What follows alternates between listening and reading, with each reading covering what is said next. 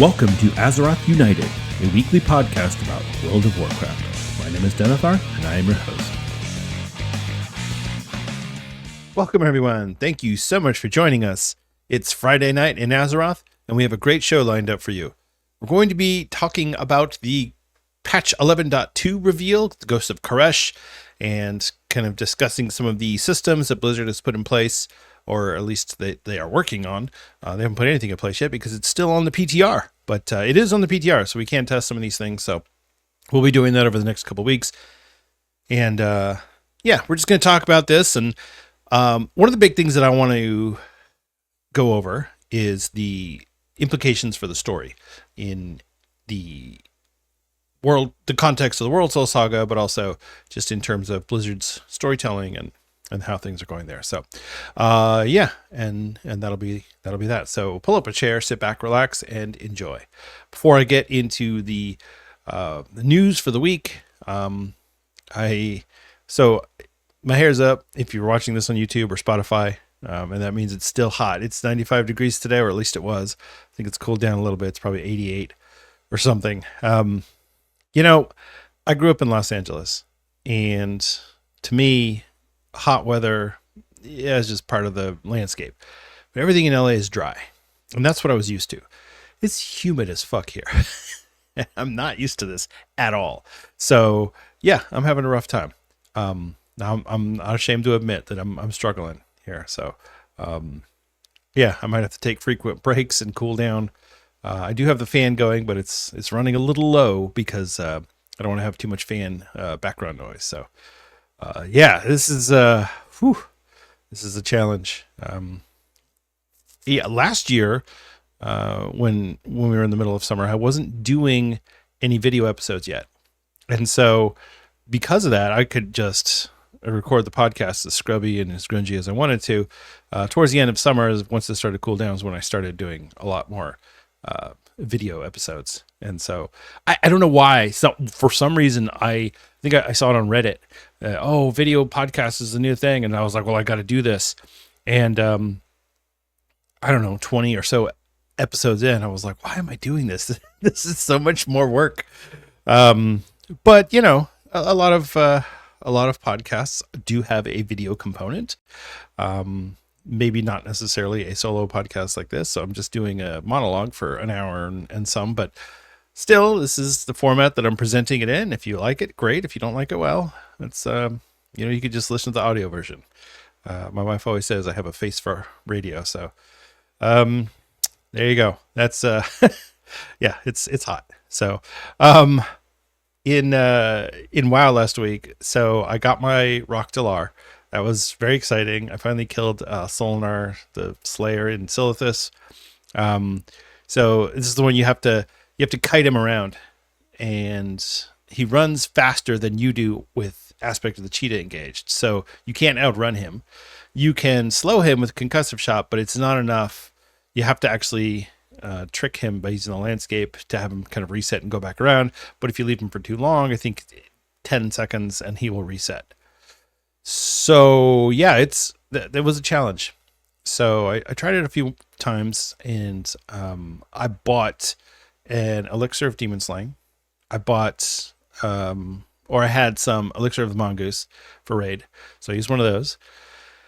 I popped my world buffs, and I just went to town and finally got him down. So that was really exciting. I felt really good about it. I went and got my bow, realized I had to level up my bow skills because it was 276, and I had raid that night, so I couldn't go to raid with a 276 skill in bows. So I had to go and find mobs to grind that I could hit enough times to actually level up my weapon skill, but that weren't going to be high level enough that they would kill me. And it wasn't, it was going to be work. So I ended up going to the Burning Steps and running around there and grinding on the elite dragons, the ones for the Onyxia questline. So I just grinded on them for a while. I was about, I don't know, an hour or so into this. I was getting close to 300, and I'm looting them because I want to skin these guys because they the black dragon skills, and one of the last guys that I dropped because I was like, oh, it's getting late, I should probably go get ready for raid. Had a purple on him, And at first I got excited, then I was like, it's probably just crap, because I didn't look to see what it is. I auto-looted.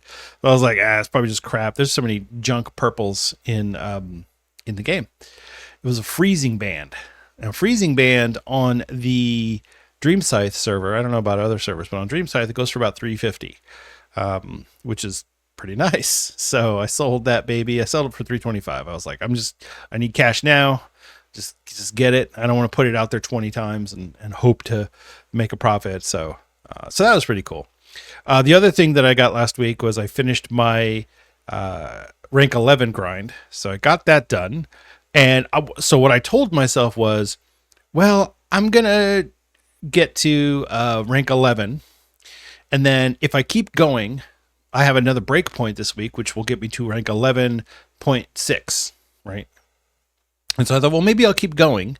And that way I can try and get rank 12, rank 13, get some gear, whatever. As soon as I hit the milestone for rank 11, I lost all will to do AV. I had no interest in it at all. People are like, oh, but the marshals and field marshal gear is so good. It's better than Dragon Stalker until you get 8 out of 8. And it's true, it is better. But my sanity is worth more than that. And I was already starting to lose it. So, I wrapped that one up and said my goodbyes to Alterac Valley. I don't think that I will be doing that ever again. That was so much. It wasn't work. It's not hard. It's just mind numbing to do the repetitive task of going there and running down south. And you got to watch out for the horde. So you got to stay right. You don't help anybody because they're going to try and trick you into fighting mid. I mean, it's like a whole thing that you have to deal with as a alliance player. In how to, and for the horde they have a different set of rules and the different things that they have to follow, but everybody has their whatever. Here's what my journey is. So yeah, that was my journey. I finished it. I got my epic mount. It was 80, 90 gold, something like that. And so I'm pretty happy with the way things are. I'm done with everything that I needed to do or I had put on myself. I got my bow, I got my rank 11, so I can just kind of do whatever. I can do some Stratholme grinding for the Baron Cape, and for Argent Dawn rep, I can go do some Xal'atath quests to get Cenarian Circle rep. Could do Dire Maul. I don't think I need Dire Maul anymore, actually. So there you go. That was a good week. I also popped into retail for a little bit. I took my Demon Hunter out of my guild that I had been in. And I hadn't logged onto him for a couple months now. Honestly, I was embarrassed. I wanted to leave the guild, but I was like, well, I'm afraid to log on and have people be, hey, where you been? What's going on? And I just didn't want to talk to anybody about it. So I waited. And then one day I was up. It was 6 o'clock in the morning Eastern time, and I was like, there's not going to be anyone on this guild because they're mostly Midwest and West Coast. And sure enough, nobody was on. G quit. Done. And so I got my Demon Hunter back. It's not even like he's super well geared. He's like 654. So he's got a couple of good pieces, but only hero track gear, nothing mythic or myth track. So but anyway, yeah, I got him back, and I was able to run around and do some stuff on him. I also did the quest line for the Arathi, the Rise of the Red Dawn. And so I have to say, I did this quest line, and I thought, was a pretty good quest line. But I read on, I think it was on the WoW forums or MMO Champion or something. I forget where I saw this. Maybe it was Reddit. People were complaining about, why does the story always have to be about peace? Why do we have characters who were, they were warlike, or they were, warriors or soldiers, and now they're just fighting for peace, and it's just pathetic. And this isn't World of Rainbow Craft, it's World of Warcraft. Where's the war? It's like, okay, first of all, there was plenty of war in this storyline. It was pretty gruesome. I mean, they pretty much just completely ravaged Refuge Point. I don't know if it's different on the Horde side, but on the Alliance side, you go through it and they've pretty much killed all the non-human people from Refuge Point. There was a few survivors, but I thought it was a good story. I thought it was a really good way to kind of introduce the the Arathi as villains, because make no mistake, and I've said this before and I will continue to say it, the Arathi will be a villain at some point. It might not be in the World Soul Saga.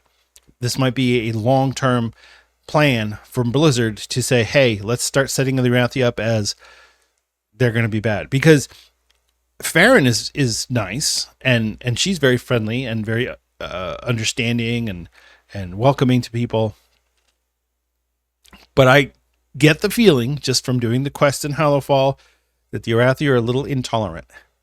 And what Maren Trollbane, the main villain in this storyline, she's going based off of that legacy, the legacy of Arathor. She's going based off of that legacy, and that's what she's building her entire philosophy on. That humans first, humans only. We should be in charge. We should be the preeminent power in the area. And she gets pretty close. She manages to get the Defias, the Scarlet Crusade, and the Syndicate to all work together for the same goal, which is power and the eradication of non-humans. So it was a deep storyline, or deep quest line. The characters, I felt like, behaved in pretty typical ways. Denethar Trollbane is not a warmonger. He fights out of necessity. He would rather just have his peaceful kingdom. And yes, he didn't like the orcs back in the day because they were fighting a war against them. He's fought several wars against orcs, to be honest. So, it's, I don't know. But this storyline is not to just have this, oh, look, it's a story and it's about rainbows. And no, this is to prepare us for the threat of the Arathi. Because when they come, and they will come with a fleet of airships like Star Destroyers coming out of hyperspace, and they will bazap Azeroth. So if we defeat the Titans and we think we're all good, everybody's happy now, guess what? The Arathi are coming. Just putting it out there. This is what's gonna. I suspect that this will happen. What are we? 11 now. Patch 14.0 will be. Arathor's Revenge or something. Revenge of the Arathi. The Arathi Strike Back. I don't know. Yeah. So anyway, I like the story. I thought it was good. But yeah, this is the final quest line of patch 11.1. And yeah, and then we'll head into patch 11.2 and we'll be dealing with the ethereals. So, all right. Yeah, aside from that, I didn't really get to a whole lot else. It's been really busy here. I every day I feel like I've got something else on my plate, something I've got to be dealing with. And so, yeah, it's been a lot, but I'm here now and I'm recording this podcast for you. It'll probably come out on Saturday. So if you're listening to this on the weekend, I appreciate it. If you're listening to this on Monday, that's cool. Thank you. It is what it is. All right, that's enough of that. We do have a lot to talk about, so let's get into it.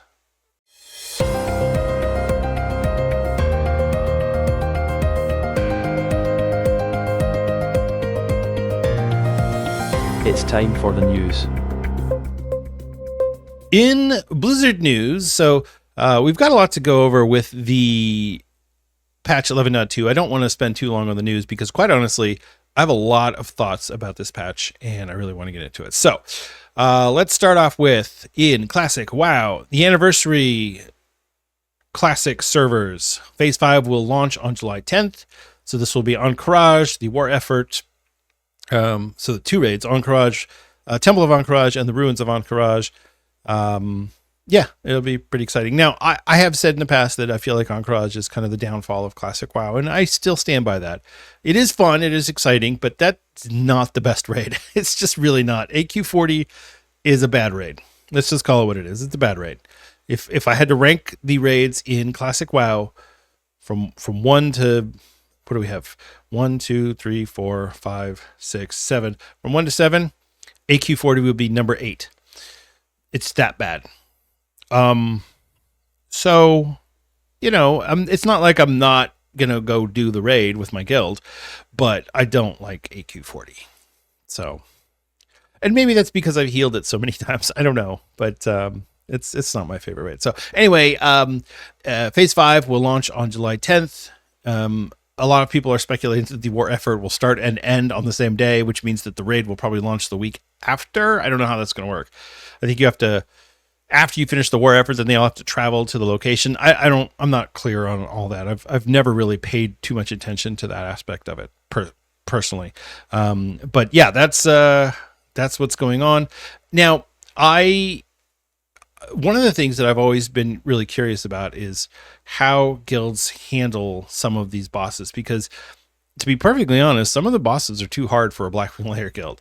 The coordination, the gearing, the preparation.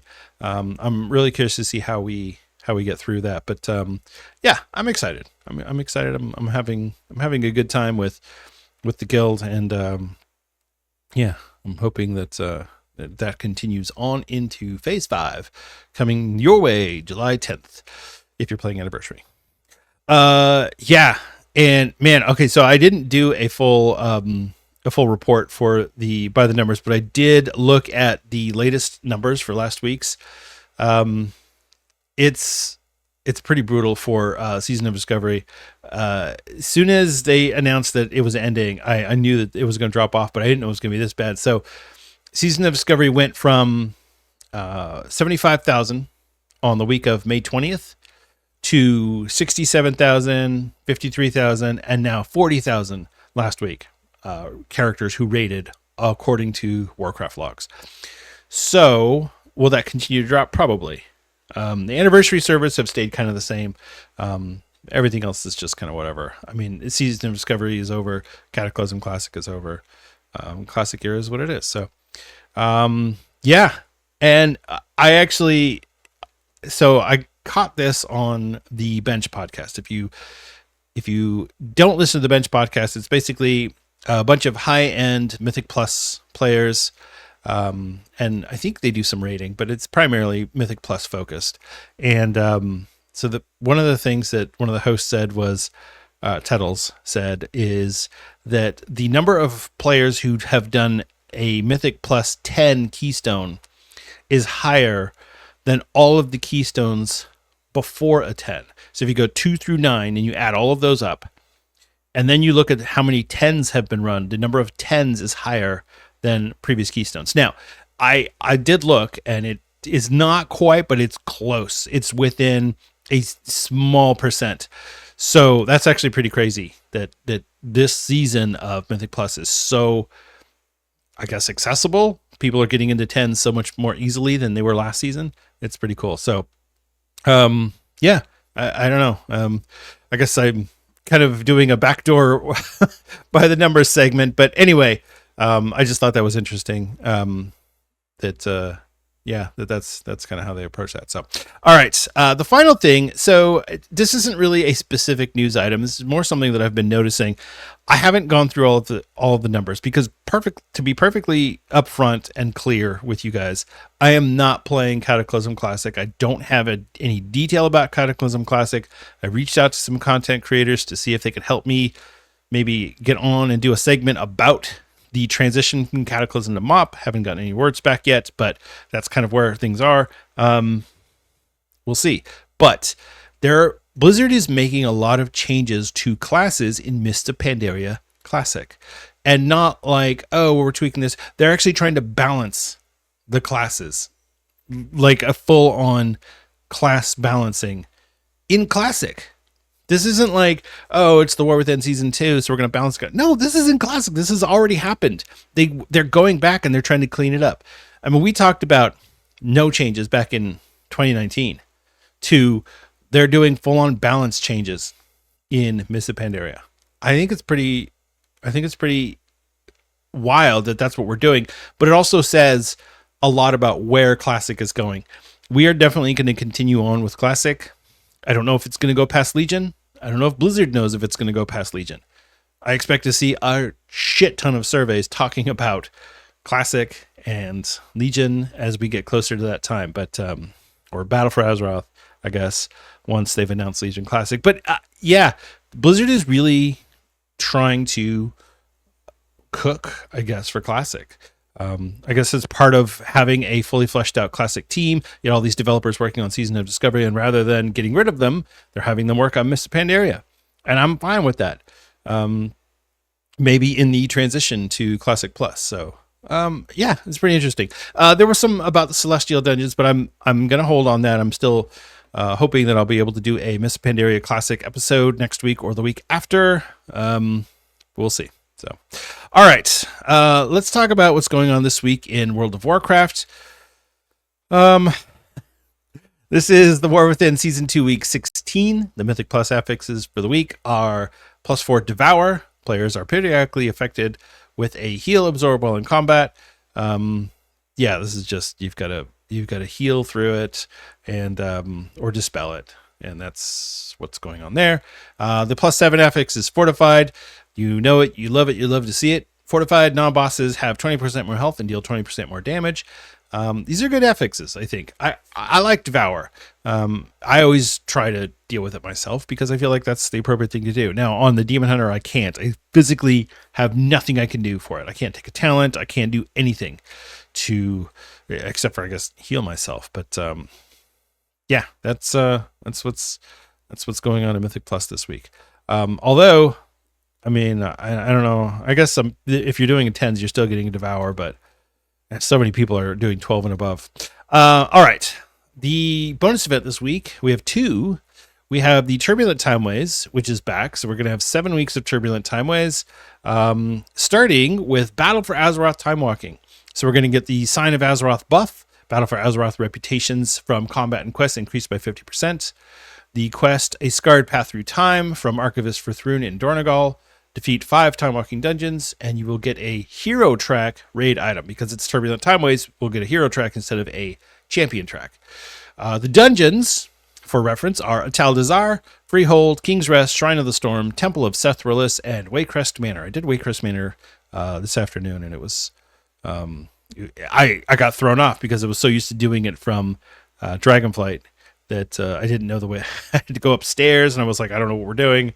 So thankfully, there was a very kind druid who helped me through there. But yeah, it's Battle for Azeroth Time Walking. I'm kind of bummed that they just kind of shuffled it into the rotation. Like, I don't know. I was hoping that we'd get something special for it, but because they held off on it for an entire expansion, so it was a little weird. But yeah, Battle for Azeroth Time Walking is in the game right now. The other bonus event is the Delves bonus event. So you'll get the Sign of the Explorer buff, Delver's Journey Progress, Companion Experience, and Undercoins increased by 25%. And you'll get the quest, A Call to Delves from Archivist for Thrune and Dornogal to complete 5 Delves in Khazalgar. I don't know why it says in Khazalgar. I guess the one in Undermine doesn't count. I don't know. And then you'll receive a Cache of Delver Spoil, which is a champion Delve item. The PvP brawl for the week is Classic Ashran, so just don't even bother. Classic Ashran is an open-ended tug-of-war battleground with special events around the zone, including quests and events. Whatever. When you zone in, you'll pick up the quest Something Different to win a PvP brawl, and you'll be rewarded with Conquest, Honor, and Marks of Honor. The final event this week is the Midsummer Fire Festival, a time of merriment and celebration dedicated to the hottest season of the year. It certainly is, Blizzard. It certainly is. This is going to run from June 21st to July 5th. The activities that you can participate in. Now, the Fire Festival is actually one of my favorite festivals because there's a lot to do. So you can go around, you can light and extinguish the bonfires around the world. Eastern Kingdoms, Kalimdor, Outland. I think they have some in Draenor. Shadowlands, maybe? I don't know. They're all over the place. You can check on Wowhead for a map, or you can use something like Handy Notes and it will point out the location of each of them. It's really a good way to get XP. If you just want the achievements, you don't care about XP, that's fine. You can do that on your main character or whatever. The thing is, if you go light the Alliance bonfire, cool, that's awesome. However, extinguishing the Horde ones is difficult because the Horde will be there and they will not like you. Or vice versa if you're Horde and you are trying to do this to the Alliance. I just happen to play Alliance, so I see everything through that lens. But when you do so, if you light your faction and you extinguish the opposing faction, you'll receive Burning Blossoms, which is the currency, because Blizzard loves their currencies. You'll get experience or gold, and you can get the achievement. And the achievement, I think, is part of the long strange trip achievement, the meta achievement for all the holidays. So you definitely want to do that. I don't know which ones are part of it, but there are a few. You can also queue for the Frost Lord Ahun, and he is in the slave pens. I think it's in the slave pens, but you just queue for him in the dungeon finder, and you will automatically teleport to him. The fight's quick but annoying because you get these spikes that shoot you up in the air, so you got to dodge them, and it's annoying. And then you can get some transmog items. I think it's like a frost scythe that you can get, and it's more burning blossoms. And then if you are not max level, if you dance around the ribbon pole, you will get an XP buff that lasts for an hour, assuming you dance for the full time to get the full buff. So it's really cool. I like it because there's things to go do. It's not like you're just standing in like the Brewfest where you're just standing there and there's some games. And no, you're traveling all over the world. You're experiencing Azeroth. You're experiencing all of the zones that we've been able to visit throughout the years. I really like the Fire Festival. To me, Fire Festival and the Lunar Festival are the two best ones because it's go out and do something all over the world. This one just happens to be better than the Lunar Festival, but according to me. You can get the title for a Horde. You can get Flame Keeper, and for Alliance, you can get Flame Warden. And then once you get your currency, you can spend it's toys, transmogs, pets, heirlooms, all sorts of stuff that you can spend your currency on. But yeah, that's the Fire Festival. It's coming June 21st through July 5th. I believe it's going to be in Cataclysm Classic during the same duration. I would have to check those dates, but if you're playing Classic, it's there as well. I don't know if it's in Anniversary. I'm not sure, but maybe it is. I should check tomorrow and see. So, all right, that's the Midsummer Fire Festival. Like I said, this one's good. I really like it. It's fun. Go check it out. Especially if you've got an alt that you really want to level up, but you don't want to do Battle for Azeroth Time Walking, do the Fire Festival. Trust me. All right, that's it for the news. We're gonna go talk about this patch 11.2. There's a lot, and I've got a list of things that I want to talk about, and I'm going to try and get through the whole list without getting mixed up. But if I forget something, I'll try and do an edit or whatever. I'm going to try and get through the full list and make sure I get all my talking points out. But there's a lot that Blizzard is doing this time around. So, there we go. So let's move on to the main topic of the week. It's time for the main topic of the week.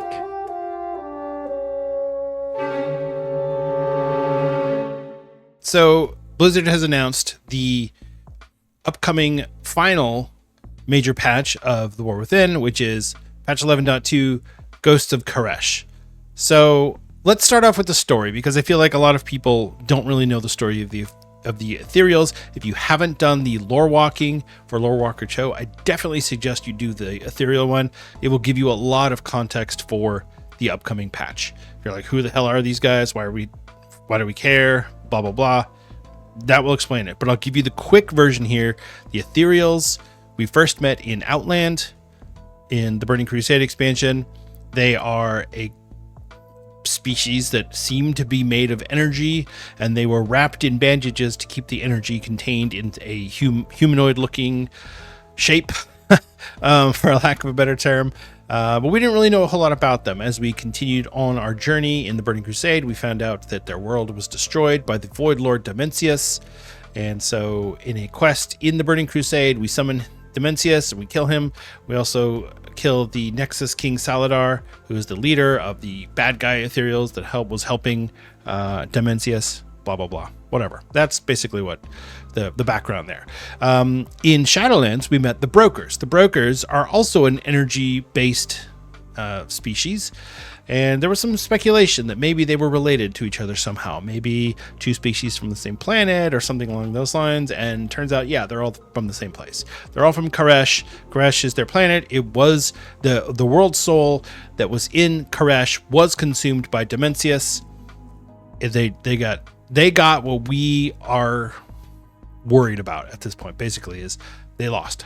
And yeah, so that's the quick and dirty intro to the story. Now, I'll do a story tangent later, so we'll come back to the story.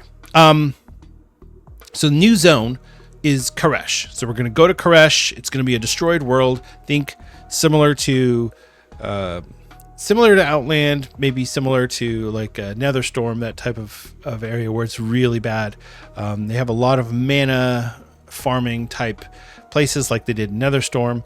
The Echo Domes that we had in Netherstorm also are going to make a return in patch 11.2, as we are going. That's going to be basically our new public event. So let's go through everything. So we have a new zone, Koresh. A lot of people thought it might be the Rootlands. I wasn't sure, and Koresh it is. So that's going to be our final zone. At least that's going to be the final zone for the major content badge. We could still go to the Rootlands in 11.2.5 or 11.2.7. Who knows? There's going to be a new hub.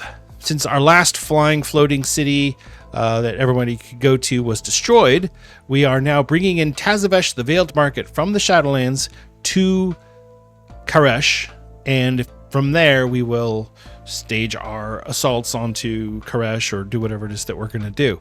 I started doing the questline on the PTR, but I didn't get very far. There is a cinematic that kind of explains everything that is not available yet on the PTR. I'm assuming that there's going to be some spoilers there, so yeah. There's going to be a new artifact cloak called the Reshii Wraps. Now, first of all, why is it an artifact and not a legendary? I don't know.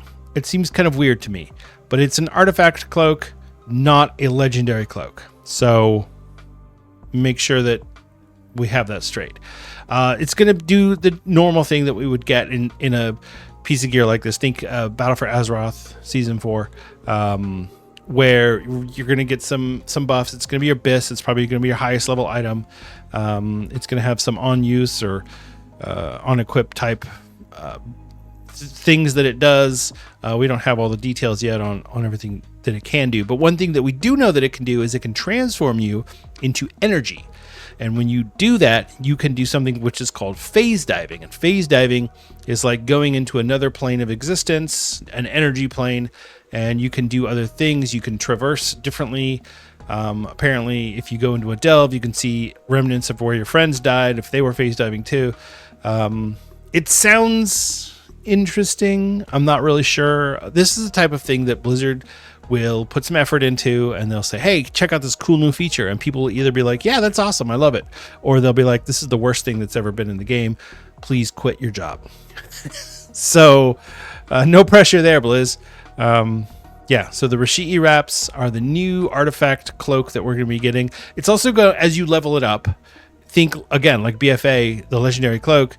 It's going to be like that, where it's going to change appearance as you go, so it's going to kind of get better and give you more of that ethereal vibe, I guess, when you are having the cloak on, when you're actually showing the cloak. I usually don't show cloak because I don't like cloaks. I also don't like weapons that clip into the back, but that's not what we're talking about today. So yeah, there's a new artifact weapon, or sorry, there's a new artifact cloak, which is the Reshii Wraps. That's also going to be our way into the raid. The Blizzard kind of explained that a little bit, but we'll get to that in a minute. Okay, so the new system, which is ecological succession. This is, we're going to be helping the ecodomes on Koresh, and I don't know exactly what the gameplay is for this, but we're going to be working with the one and only Venari from the Shadowlands. If you remember Venari, she was somebody that we did a lot of stuff for or with in the Shadowlands, in the Maw, and she will be there with us doing, I guess, the new public event. So it'll be pretty cool. I guess they hired Venari's voice actress back, so good on them there. Okay, let's talk about the raid. So the new raid is Manaforge Omega. It's an 8-boss raid. The final boss is Demencius the All-Devouring. The bosses are Plexus, Sentinel, that's the guard that we have to sneak past, and so we have to turn into pure energy in order to get past him, but we have to fight him anyway. We've got Lumathar, and this is a giant spider-looking creature that is basically, that's the creature that's spinning or creating the threads to make the fabric for the wraps that the ethereals use to keep their bodies contained. So I guess we're trying to destroy him because of reasons. Soulbinder Nazindri, Forge Weaver Araz. Now, this next one is the 5th boss that they've listed, but they call it optional. This is the Soul Hunters. There are 3 demon hunters here. And as was pointed out by several other people on YouTube, Twitter, and other podcasts, there are 3 different demon hunters, or 3 different specializations for demon hunters in here. Now, what, you might say? We only have 2 specializations for demon hunters. That's right, we only have 2. Here, we are going to have a 3rd. Now, that doesn't necessarily mean it's going to be a playable specialization for us, but it is something they're introducing in the game. So this is a Void Demon Hunter. So one of them is Havoc, one of them is Vengeance, and the 3rd one is the Void Demon Hunter. So I don't know. I don't know if that means we're getting a new spec tree for Demon Hunters. I have no idea. Obviously, this is something Blizzard is trying to tease us with, but not outright say, here's what's going on, and let us just speculate wildly, which is what we do. So good job on that. And then the last 3 bosses are Fractilis, Nexus King Xal'atath, who's back again. Somehow Palpatine survived, and Dementius the All-Devouring. So there you go. That's the 8 bosses in Manaforge Omega. It's pretty cool, or at least it looks pretty cool. I don't know if it's cool. Maybe it's terrible, but it looks pretty good. So there you go. That's the new raid. And yeah, you have to have your artifact cloak in order to get into the raid, just like Battle for Azeroth, just like in Classic, where you got to have your Onyxia Scale cloak. You got to have your cloak to do the raid. So, all right, there's going to be a new dungeon, Echo Dome Aldani. Now, this one was interesting. What Blizzard said during the WoWcast, where they were promoting this, was that the storyline is going to go the sequence of events is going to be the storyline, the main storyline that we're going to do when we get into the patch, then the raid, and then Echo Dome Aldani. So the dungeon canonically takes place after the raid is done, which is weird. Why they would do it that way, I don't know. I guess there's some sort of storytelling reason why they need to do this, but yeah. So, I mean, I guess that's cool. And also, a lot of people have been asking, like, oh, are we going to lose? Are we going to lose in this expansion? Is that what's going to happen? We're going to lose, and then the Void's going to come out in midnight, and no, we're not going to lose. If we lose, we're not going to go to a dungeon and try and help the Ecodomes. If we lose, we fucking lose. So, yeah, we're not going to lose. This new dungeon will be part of the new Mythic Plus dungeon pool. So the new pool will be Ecodome Aldani, Halls of Atonement from Shadowlands, Tazavesh Streets of Wonder, Tazavesh Solea's Gambit. Of course, that makes sense. Tazavesh, we're already in Tazavesh, so it makes sense for that to be the part of the Mythic Plus rotation. And then the 4 returning from Season 1 and 2 is Arakara City of Echoes, the Dawnbreaker, Priory of the Sacred Flame, and Operation Floodgate. So those are your Mythic Plus dungeons. I feel like this is a pretty good list. The only one in there that I don't like is Priory of the Sacred Flame. And obviously I don't know Ecodome Aldani. I liked Halls of Atonement. I did. A lot of people didn't like it. I liked it. I thought it was fun. Yeah, it was brutal, but it was fun. I really enjoyed that one. You get in there with a good group. Beautiful. So yeah, that's our Mythic Plus dungeon pool. Now,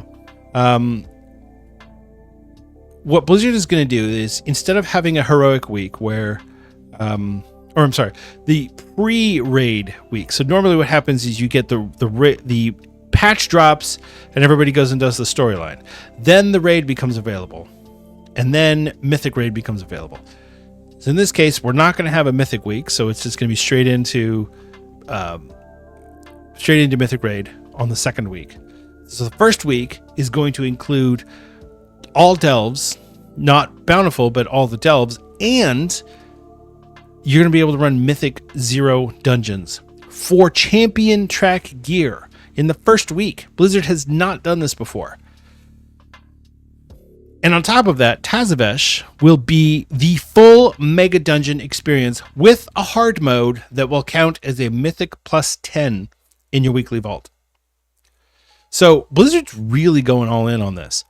They're trying to give you stuff to do. They're trying to give you the ability to go and run this content in a fun and interesting way, but still giving you all of your things lined up. So there you go. That's what's coming for Mythic Plus. I'm really excited. I never did Tazavesh as a Mega Dungeon, so I'm really excited to do that.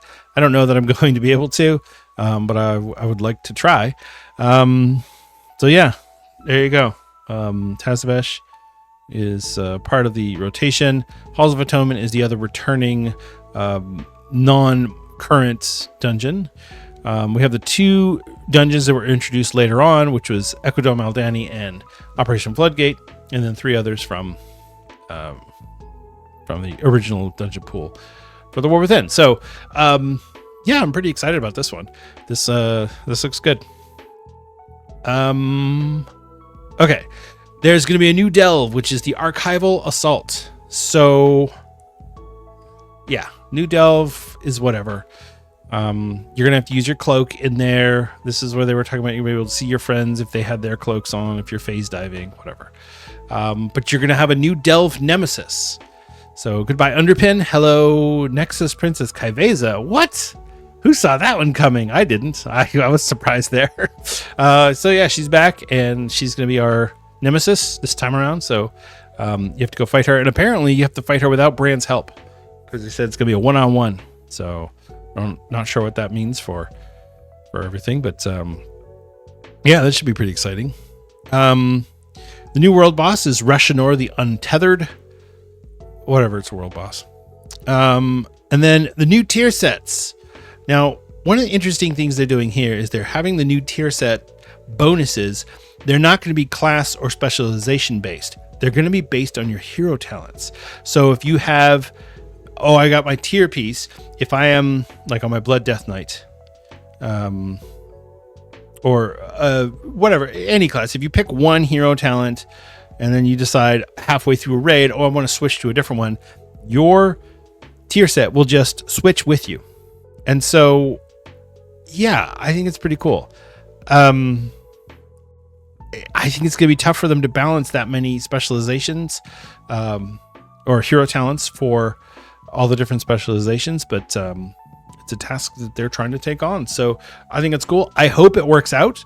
I hope that this is the way that things are going forward, because supposedly hero talents are here to stay. So if that's the case, I hope this works out, because this would be a much better way of doing it. But in all honesty, I don't think it will. I think it's going to be really hard to balance this with the hero talents being so widely differentiating from each other. It's so different to see one playing different classes. You go, oh, well, this hero talent sucks. This one's pretty good. This other one's terrible. I just don't see Blizzard being able to balance that successfully. So, but we'll see. We'll see how it goes. Okay. In dungeons, the dungeon checkpoints are evolving into waystones. So basically what Blizzard is going to do is they're going to put in an actual waystone in the middle of the dungeon so that you know that's where I'll show up if I release. If I release and I come back, I'll be in that spot right there. And that's what they're doing. So instead of going, should I release? And then you release and, oh, I'm at the beginning of the dungeon. Shit. No. You will know exactly where you're going to release because you'll see it as you go. And it's going to show up on the map too. So yeah, the new checkpoints are going to be pretty cool. All right, this one's big. Players can now vote to abandon a Mythic Plus run after a key is socketed. So in other words, if you do a run, you wipe a bunch of times, somebody could do a vote/abandon, and everyone can go, yeah, fine, we'll abandon this key. It's whatever. It's annoying.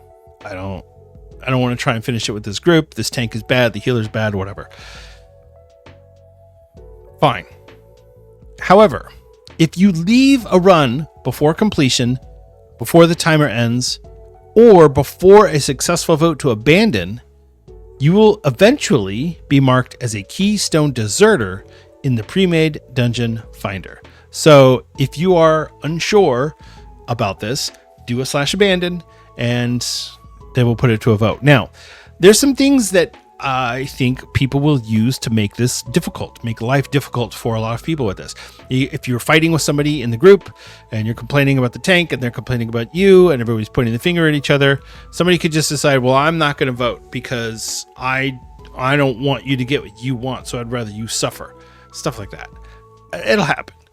And leaving the dungeon will not mark you immediately as a deserter. It's going to take time. We don't know how much time, and Blizzard isn't telling us how much time because they don't want people to min-max their dungeon leaving, because players will. So yeah, I mean it's fine. Now it says marked players can complete Mythic Plus runs without leaving, even if timed, to bring themselves back into good standing and drop their mark. So basically what you have to do is you have to go do your penance, go run a bunch of Mythic Plus now, and with your you have to complete the key. You can't just go and I'm gonna run one and no, you have to complete it. You don't even have to time it, you just have to complete it.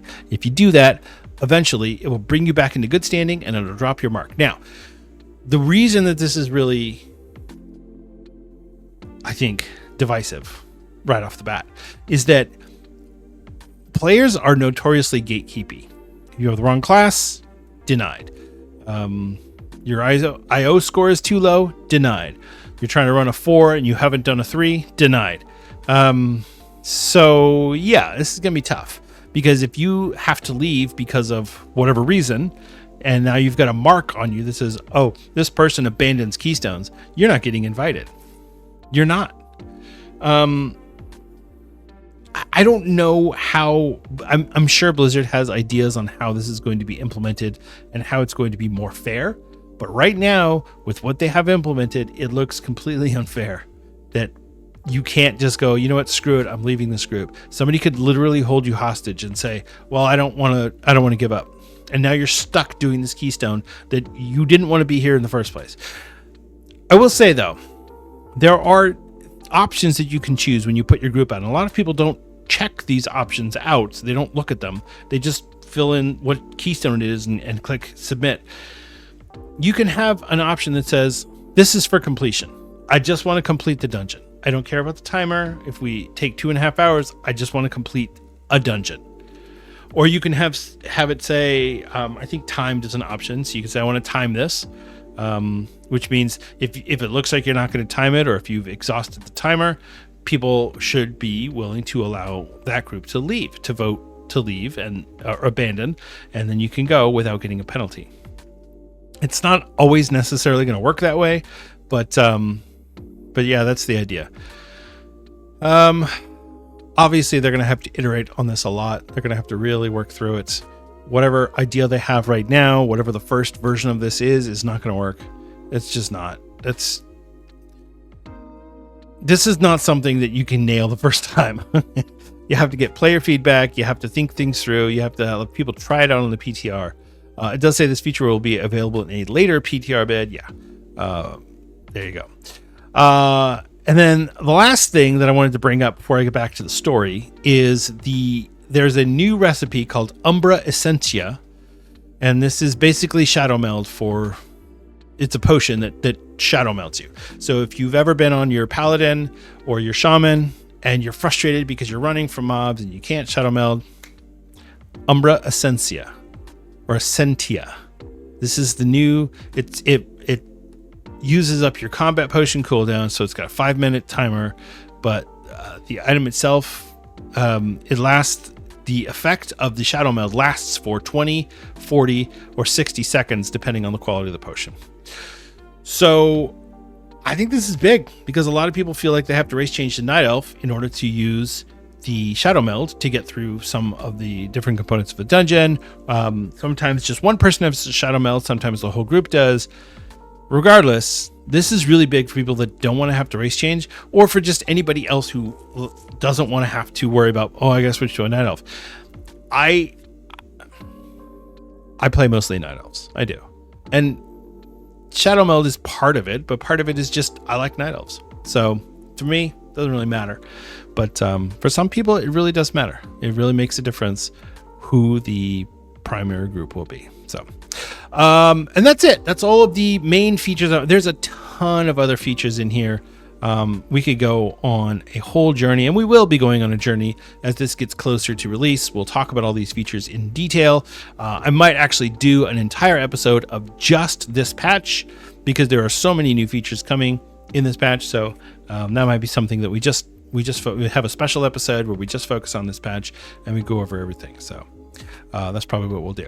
But before I close out the show, I wanted to talk about the lore behind this. Now, as I mentioned, Dimensius is a Void Lord. We've heard about the Void Lords in the past, at least somewhat. If you're familiar with the Burning Legion, the expansion Legion that just we had to fight the Burning Legion, Sargeras, who is the commander of the Burning Legion, the whole reason he went crazy and he killed all the Titans and he's created the Burning Legion, he did all of this stuff because he got scared of the Void Lords. He saw the Void Lords. The Void Lords had completely consumed a planet and turned it into a void world soul, essentially. And he got scared. That's, if you've seen the picture, and I'll try and find the picture and put it in the show notes or put it in the YouTube video or whatever. There's a picture of Sargeras chopping a planet in half with his big ass sword that he stuck in Xal'atath. He literally cleaves the planet in half. That was because of the Void Lords. He was scared of what they would do if they got a hold of world souls. And so he decided, I need to stop these Void Lords. And that's why he put together the entire Burning Legion. All of the stress and consternation from everything that's happened in World of Warcraft has been because Sargeras got scared of the Void Lords. And now we're going to go fight one. So this is big. This isn't like, oh yeah, we're going to go kill Gallywix and, Queen Ansarac's been kind of annoying, so we're going to kill her too. No, this is huge. This makes Deathwing look like a toenail. Dimensius will be the largest boss ever conceived for World of Warcraft. He will be the size of Stormwind City per Blizzard. Stormwind. Imagine Stormwind getting up and punching you in the face. I don't know if he punches people. Maybe he kicks. I don't know. But the point is, he's big and he's dangerous. He could eat Azeroth's world soul and be done. I don't know how long it would take him. Maybe he's a slow eater. I don't know. But he's big and he's dangerous. So what I've missed from all of this storyline, and I think it's intentional from Blizzard, there's not a lot of Xal'atath in here. There's not a lot at all. Xal'atath is the harbinger of the void. As Ian Bates, who, I don't know if you guys know, the red shirt guy, he was at BlizzCon a few years back and he corrected Chris Metzen on the lore. And so they put in a Wildhammer fact checker in Ironforge. It's a whole thing. Anyway, he pointed out the comparison between Xal'atath and the Silver Surfer. If you're familiar with the Silver Surfer is the Herald of Galactus. Galactus is a giant planet-eating monster that goes around and literally does exactly what Dimensius is trying to do. He consumes the world soul of the planet. Galactus consumes all the energy and devours the planet. It's the same type of thing. So the speculation that Xal'atath as Herald is the same, or as Harbinger is the same as the Herald of the Silver Surfer, and we'll see the Silver Surfer. If you go see the Fantastic Four movie that's coming out this summer, Silver Surfer will be one of the characters in that movie, and so it'll give you some context for this. So if Xal'atath is the Harbinger and Dimensius is the essentially Galactus, where does Xal'atath fit into all this? Is she doing all this just for her master? I don't feel like Blizzard has built up this villain just to have her bow to someone. She's too conniving. She's too powerful. She's done too many things in game for us to just think, oh, she's just going to keel over and because he's got his prize now. No, she's there for a reason. The Ethereals want to resurrect Dimensius. They stole the Darkheart from Gallywix in the Undermined storyline. They stole it from him.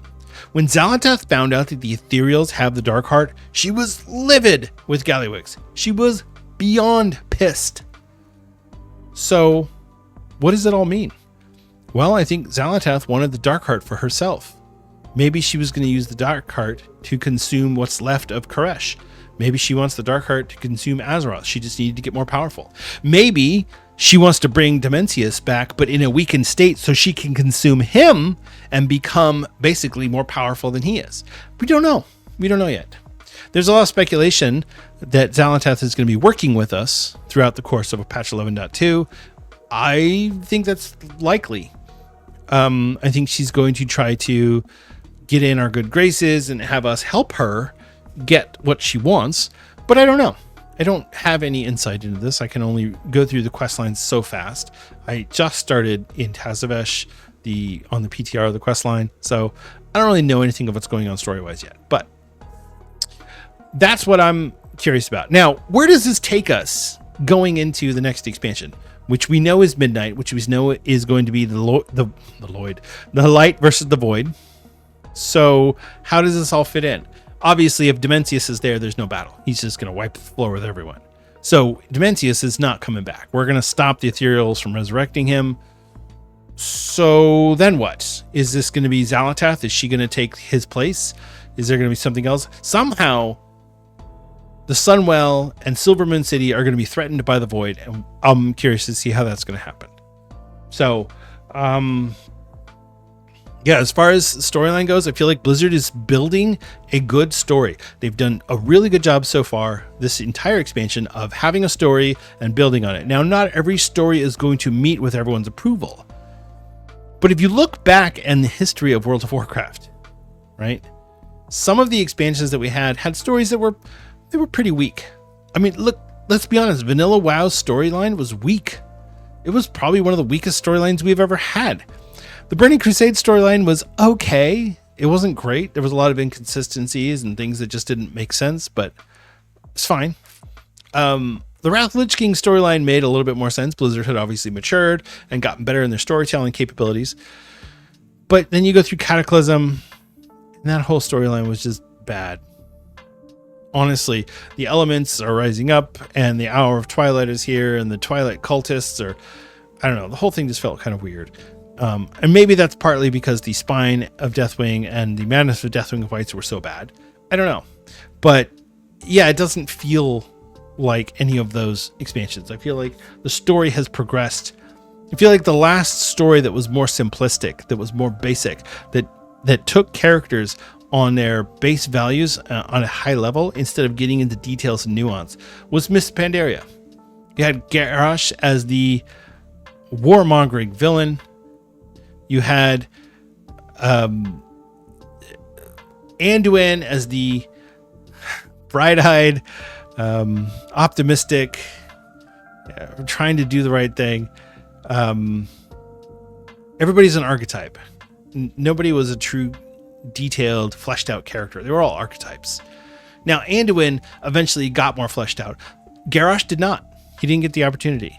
Garrosh had a lot of nuance in his character that I feel like people missed out on. It wasn't just a conquering warmonger. He had self-doubt. He had inconsistencies with the way he saw things because he wasn't sure of what he was doing. So as far as characters go, I think Garrosh had the opportunity to be a great character. He just died too soon.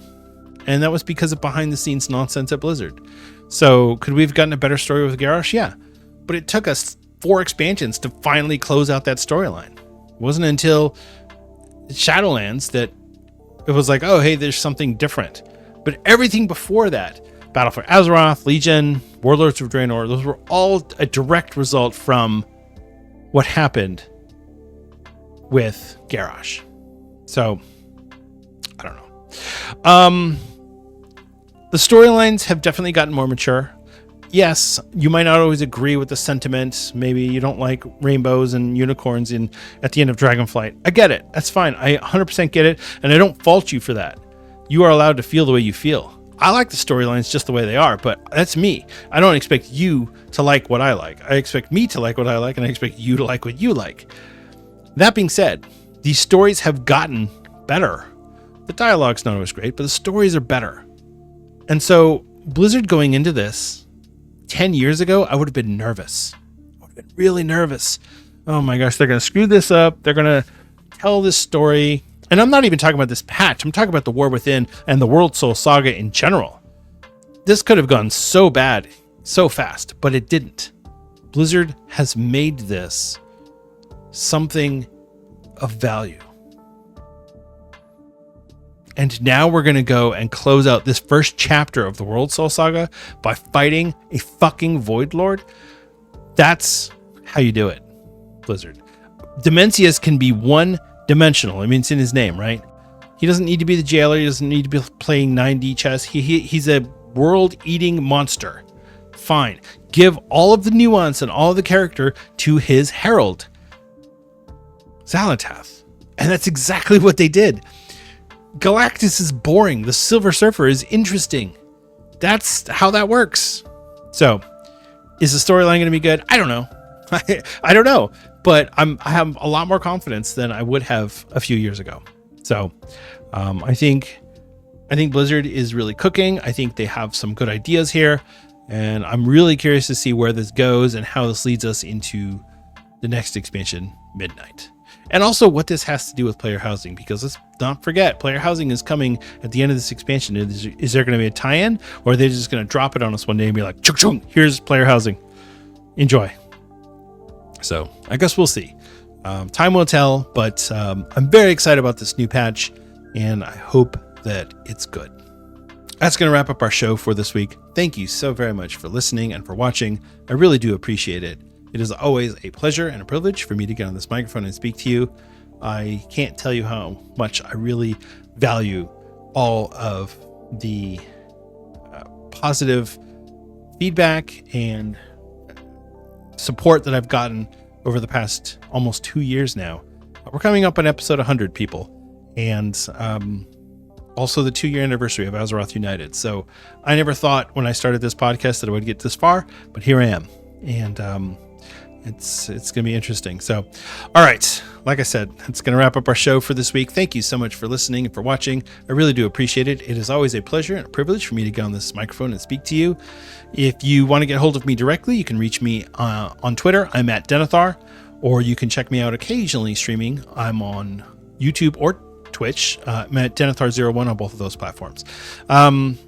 If you want to get all of the links for the podcast, check out our Discord server, check out our Patreon. You can find all of that at AzerothUnitedPod.com. That will get you all of our links and get you access to whatever it is that you want to do and however you want to communicate with us. If you don't want to reach out and you don't want to do anything, that's fine. You can also help out the show by leaving us a 5-star rating and review on Apple Podcasts or Spotify, because those really help out the distribution. If you're watching us on YouTube, you can help us out by giving us a like and a subscribe. That really helps too. Speaking of Patreon, I'd like to take a moment to thank our patrons. These are the people who give their IRL money to help out with the production of the show. It really means a lot to me to know that people care enough about the show and are enjoying it to the point where they are willing to help out and donate their real money. And that just, it really touches my heart. So I really do appreciate it. Our friend of the show patrons, who I'd like to thank right now, are Judge Omni, Stug Life, Thelial, and Greybeard. Thank you all so much. I really do appreciate it. You definitely help make Azeroth United possible. So, all right. And I think that's going to wrap it up for everything. Yeah, I'm talking over myself. Yeah. Thank you again so much.